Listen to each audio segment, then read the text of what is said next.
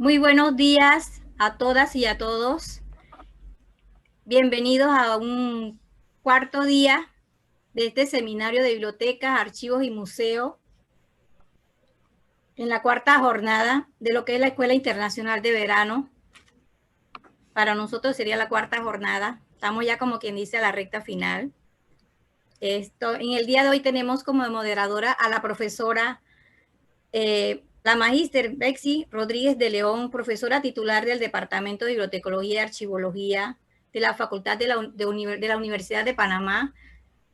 Con ustedes, la profesora Betsy Rodríguez de León, en el día de hoy, quien tendrá el placer de presentarles nuestros expositores.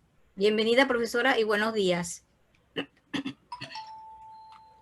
Buenos días a todos, mis queridos bibliotecólogos, archivólogos, museólogos e invitados especiales.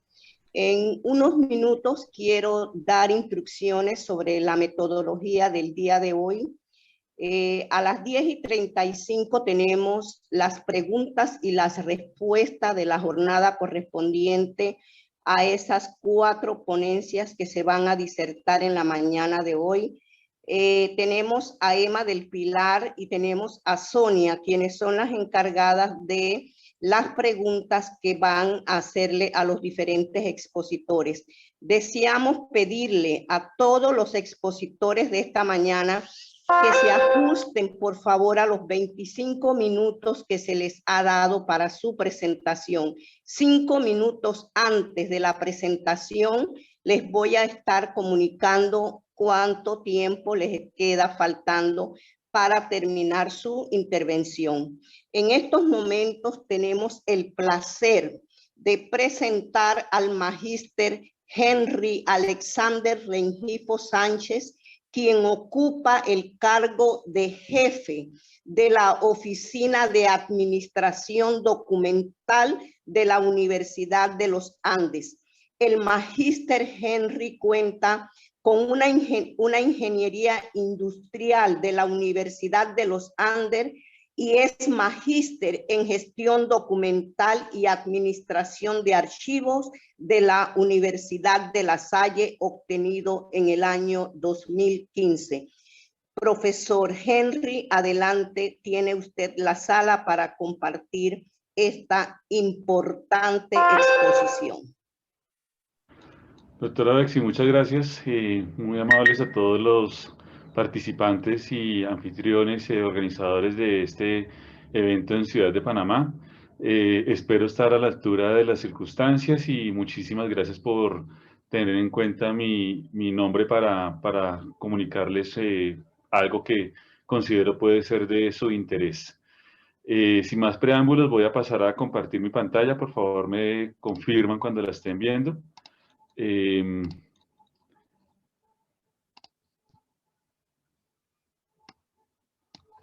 Sí, profesor, se está viendo.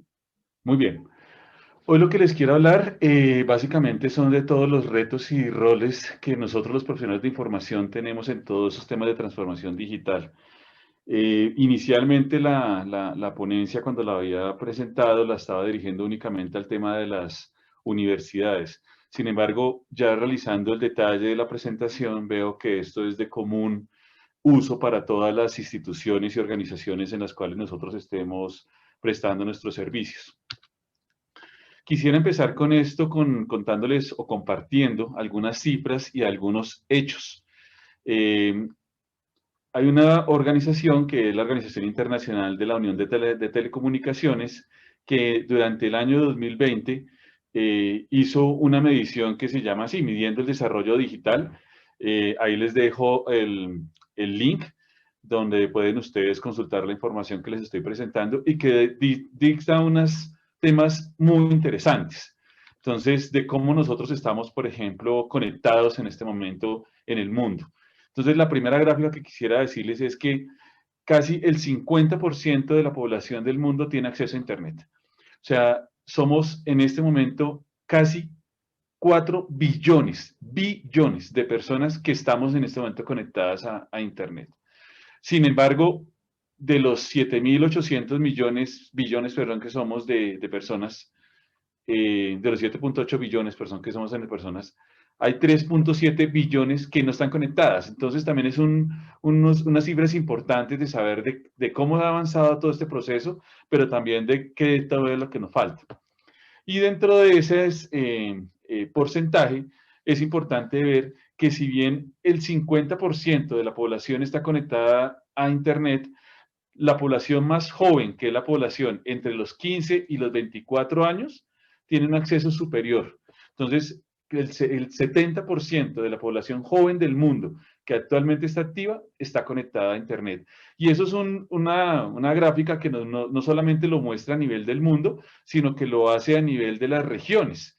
Entonces, si uno revisa, por ejemplo, el comparativo entre Europa o América, entonces nosotros acá en las Américas, que siempre creemos de que todo en otras latitudes del mundo es mejor que acá, pues miren que nosotros realmente en temas de acceso a Internet estamos mucho mejor que, por ejemplo, la región de Asia y del Pacífico, mucho mejor que Emiratos Árabes, mucho mejor que África, en temas de conectividad. Y dentro de eso estamos mucho mejor que el promedio de países en desarrollo y estamos casi a la par de un país desarrollado en cuanto a acceso.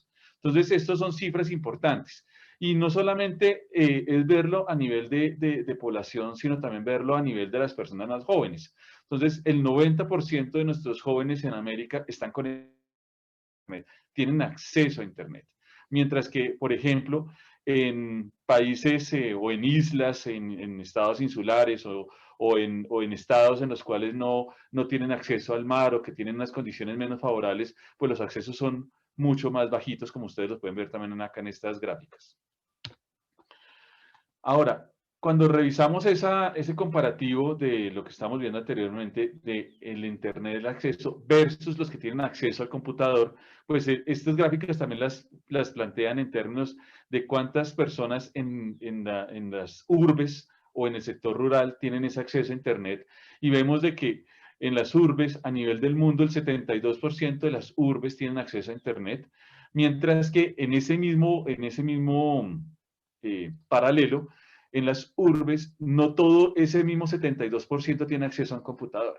Y esto básicamente lo que refleja es un poco lo que mostró todo el tema, incluso de la educación durante la pandemia, que la pandemia veíamos que, no, tranquilos, vamos todos a virtual, las universidades estamos listas para ofrecer la virtualidad.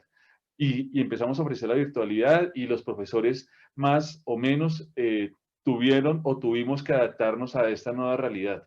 Sin embargo, empezamos a recibir llamados de nuestros estudiantes. No, es que en mi pueblo no hay acceso, es que yo no tengo computador, es que acá en la casa solo hay un computador y somos 3 personas las que estudiamos, es que la señal se cae, es que no, sí, empezamos a recibir una serie de requerimientos de nuestros usuarios y que realmente inicialmente no los entendíamos. ¿Cómo así que usted no tiene acceso al computador estudiando en la universidad? ¿Cómo así que en su pueblo usted no tiene acceso a Internet? ¿Cómo así que en su casa solo hay un computador si lo vemos usted todo el día conectado? Entonces, hay unas diferencias entre tener un acceso a un computador y tener acceso a un dispositivo que me permita conectarme a través de Internet. Y cuando empezamos a mirar este desglose en las regiones, entonces empezamos a ver que las diferencias son mucho mayores, ¿no? Entonces, no solamente es establecer un comparativo entre las grandes urbes y el sector rural, que fíjense que acá dicho sea esto, cuando uno revisa el acceso a computador dentro de las grandes urbes al sector rural, pues va bajando los porcentajes, ¿no? O sea, mientras que en el campo hay más acceso a Internet, no necesariamente significa que tengan más acceso a computadores.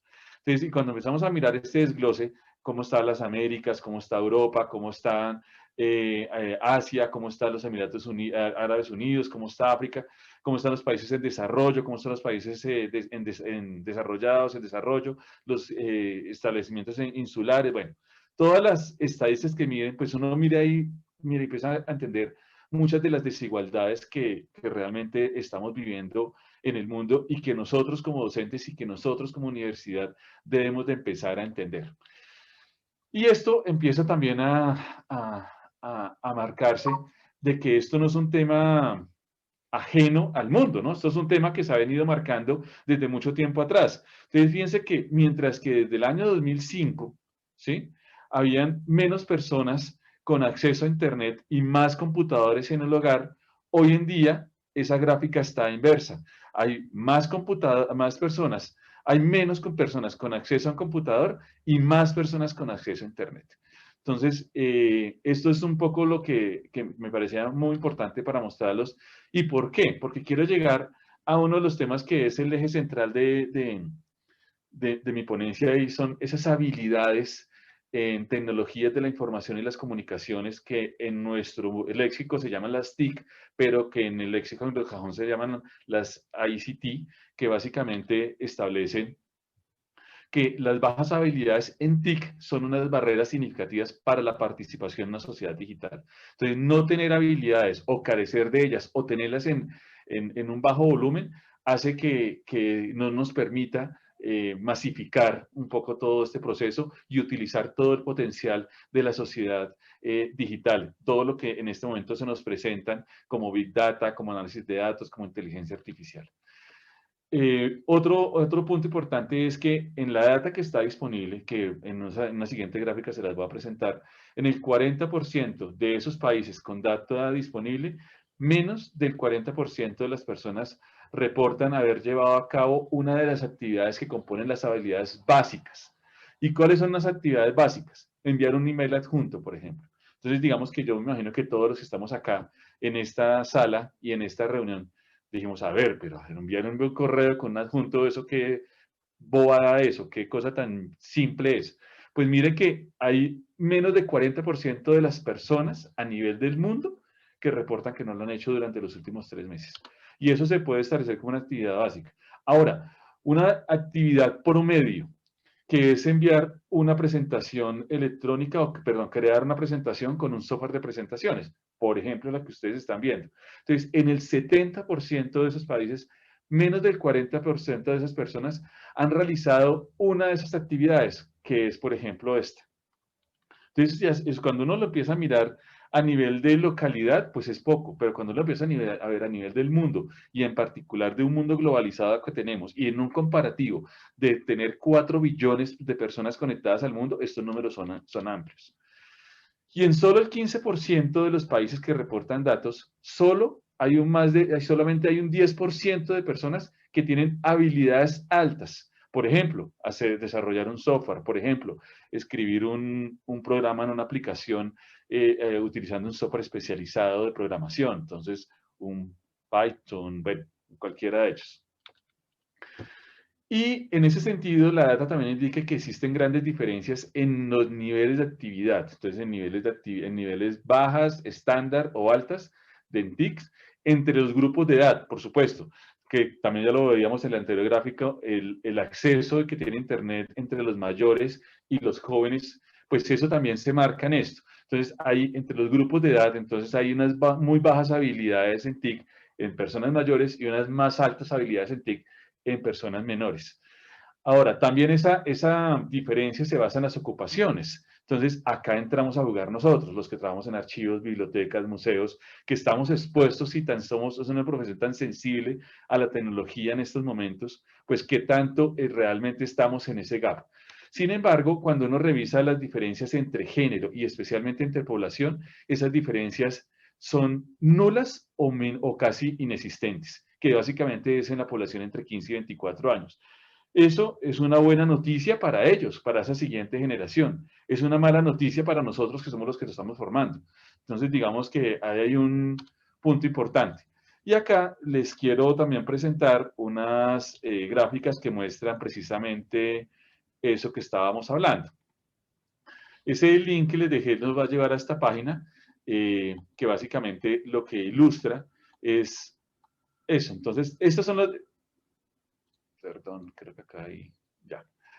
Esto es los países que tenemos en los que tenemos data disponible, que tenemos información disponible actualmente, y pues entonces cuando uno empieza a mirar cuáles son los porcentajes de países que tienen habilidades básicas, entonces decimos que solamente, por ejemplo, estos, Mongolia, India, Algeria, Nigeria, son países que declaran de que sus competencias son muy bajas, entre el 0 y el 20% de su población la representan. Y solamente hay unos pocos países que dicen de que por el contrario, sus ciudadanos o sus personas realmente tienen alto, o sea, entre el 60 y el 80% de la población de estos países, como por ejemplo Noruega o Islandia, dicen que solamente un porcentaje muy pequeño de ellos tienen habilidades básicas. Cuando nosotros vamos a mirar las habilidades estándar, pues acá vemos que la mayoría de Latinoamérica está dentro de ese rango, ¿sí? Que solamente hay un poquiticos países que dicen que tienen habilidades estándar. El grueso del mundo tiene unas habilidades estándar en eso. Y por ejemplo, aquí estamos México, está Colombia, está gran parte de Sudamérica, está Chile. Fíjense que, por ejemplo, en países con un bajo nivel de habilidades estándar está un país tan grande en nosotros como es Brasil, que ocupa casi la mitad de Sudamérica, o un país que también en términos de tamaño es muy similar a Colombia como es Perú, o un país más chiquitico que en términos de tamaño es Ecuador. Sí, entonces, esas son cosas que es importante verlas. Y cuando uno ya mira las habilidades avanzadas, pues vea uno que realmente, por ejemplo, Rusia, que es uno de los países más grandes y amplios del mundo, pues realmente su población en habilidades avanzadas tiene muy poquita formación, muy poquita. Mientras que países como por ejemplo este de acá, que es Túnez, o este de acá,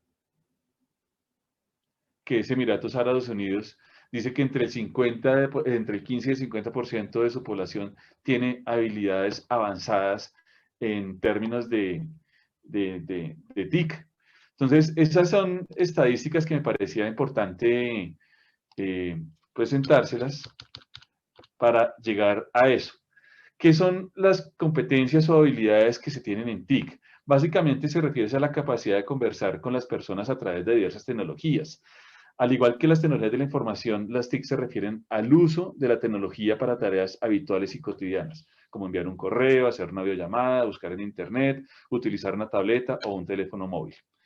Y cuando hablamos de eso, ¿cuáles son los tipos de habilidades? Entonces, por ejemplo, en gestión y configuración del correo electrónico, pues no solamente es que se abra el correo electrónico, sino ser capaz de comunicarse con eficacia y éxito a través del correo electrónico. Entonces, eso significa que no es solo que usted sepa enviar un correo, sino que usted también se sepa conectar a través de las palabras, a través de un correo profesional, un correo bien redactado, que usted responda con prontitud a los mensajes de sus bandejas de entrada, que usted sepa cuál es la diferencia si yo voy a utilizar una suite de Microsoft, o voy a utilizar una suite de Gmail, o voy a utilizar una suite de Group, o voy a utilizar una herramienta para hacer intercambio de mails corporativos como MailChimp, o voy a utilizar una firma digital dentro de mi correo electrónico, o voy a hacer una configuración de la papelera para que los documentos que estén en mi spam realmente no me lleguen allá, o voy a hacer una configuración de fuera de oficina cuando yo esté en jornadas de vacaciones, o voy a hacer una gestión de reglas dentro de mi correo para clasificar los correos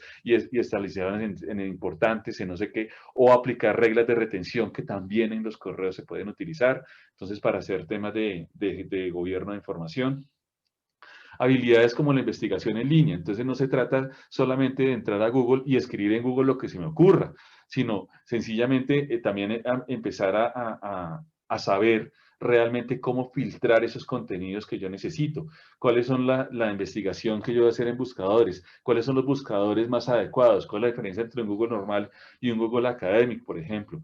Yo utilizar esos buscadores especializados que las universidades tanto invertimos en eso para nuestros estudiantes, en bases de datos especializadas, para que las personas tengan acceso a conocimiento de línea y a conocimiento especializado y que no lo saben estudiar. Entonces, cuando usted va a mirar un trabajo de su estudiante, que usted le tiene una suite de herramientas en su biblioteca que lo puede utilizar sentado desde su casa, y usted ve que la única fuente que utilizó es Wikipedia, y que ni siquiera fue capaz, por ejemplo, de quitarle lo azulito de la referencia y lo puso negro, sino que lo dejó tal cual, o que no fue capaz incluso de hacer una cita de compartiendo esa información o citar el autor del quien está diciendo, pues ya tenemos unos temas importantes de problemas en eso.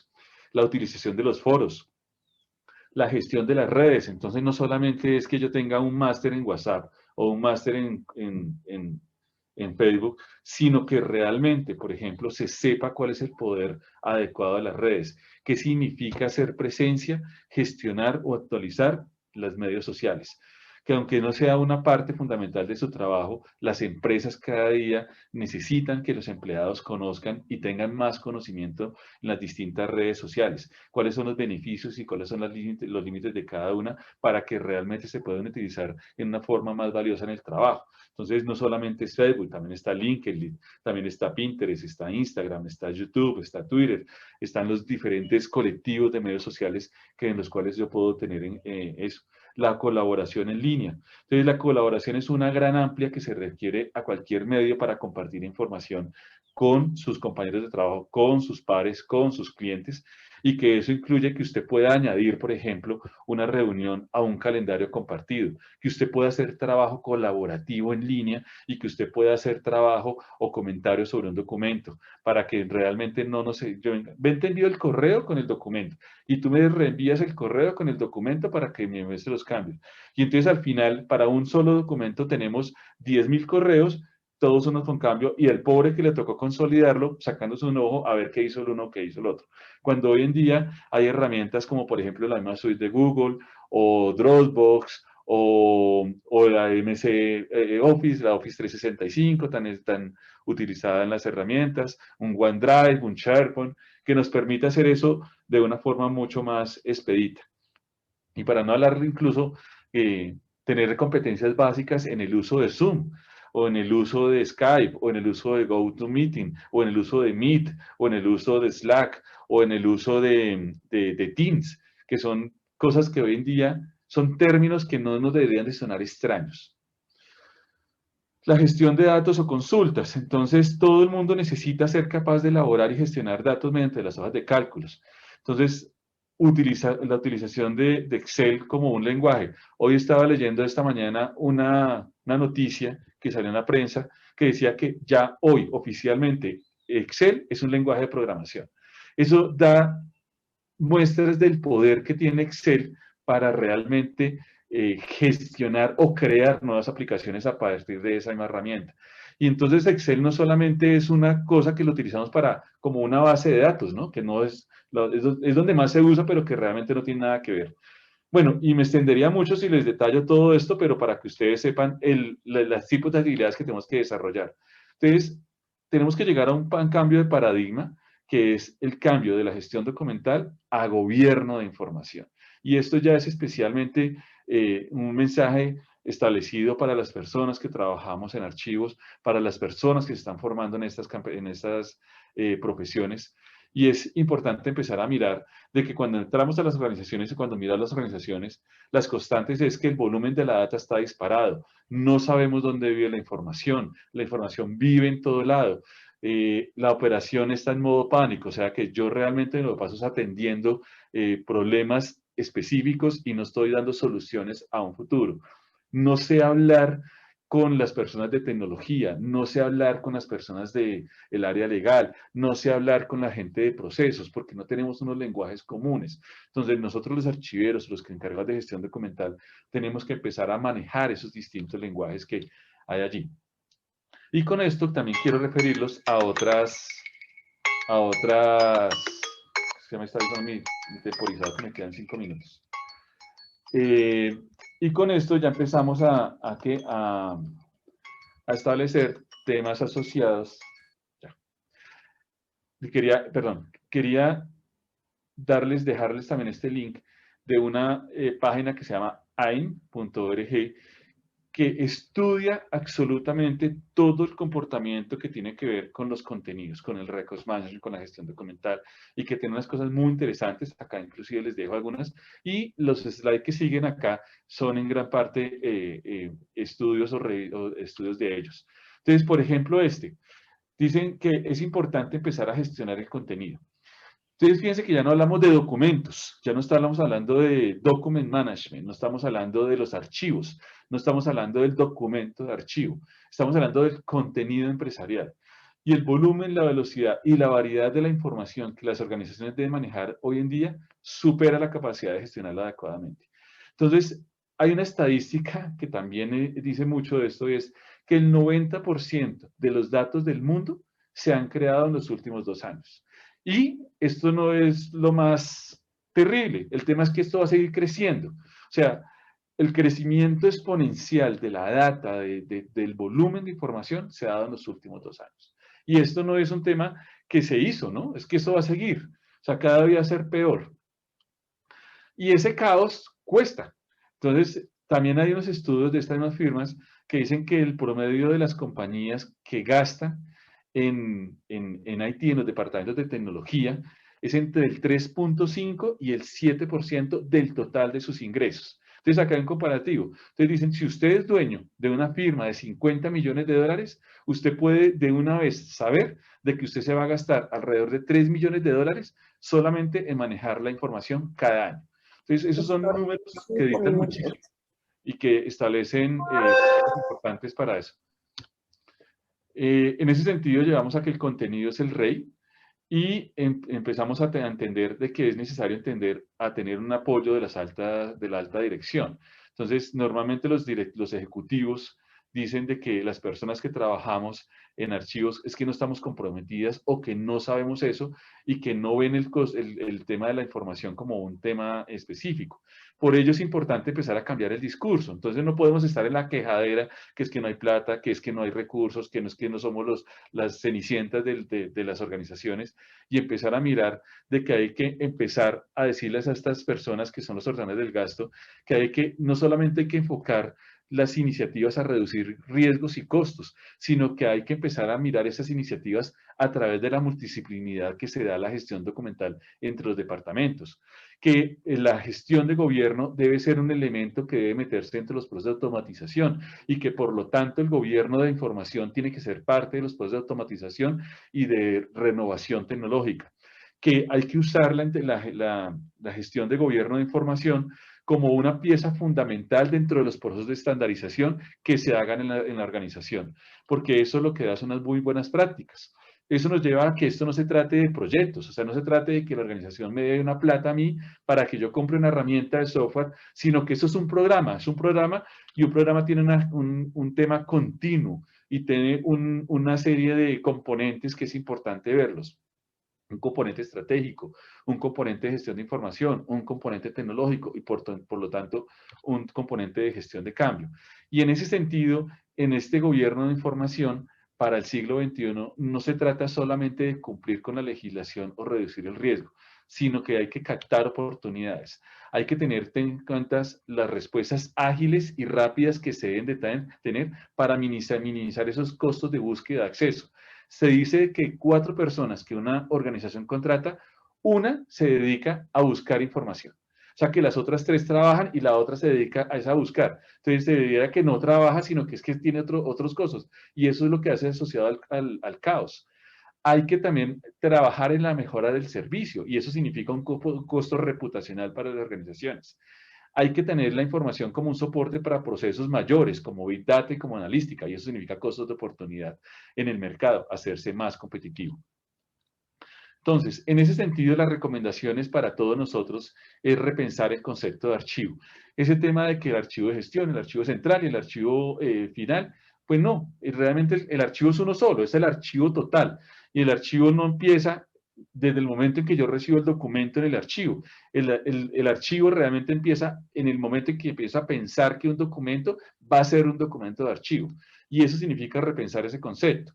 Hay que establecer un equipo interdisciplinar de gobierno de información donde, por supuesto, hayan integrantes de tecnología, hayan integrantes de procesos, hayan integrantes de gestión documental o de archivo, hayan integrantes del área legal, hayan integrantes de la alta dirección.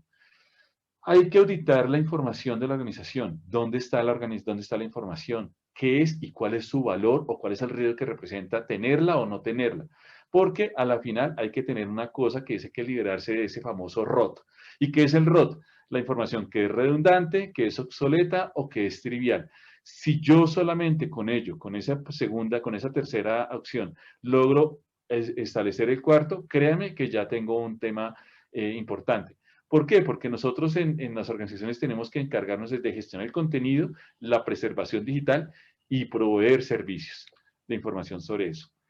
Creo que traté de ser lo más ejecutivo con el tiempo, corrí mucho, por favor me disculpan. Si hay preguntas a la orden y acá estaré para contestarlas.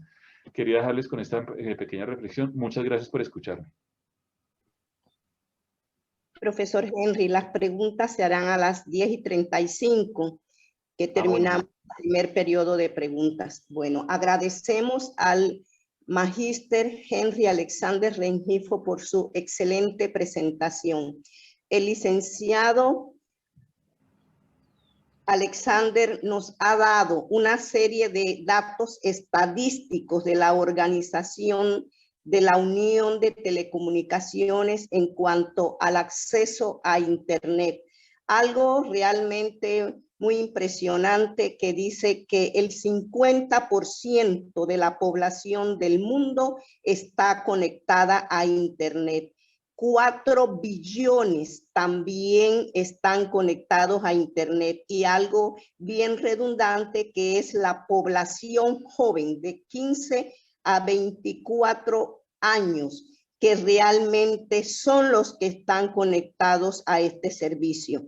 El profesor también nos ha hablado de las competencias que se tienen a través de las TIC, el uso de la tecnología que debemos utilizar para realizar nuestras tareas cotidianas, como viene siendo correo electrónicos, entre otros. Los tipos de habilidades que tenemos para el manejo de las TIC.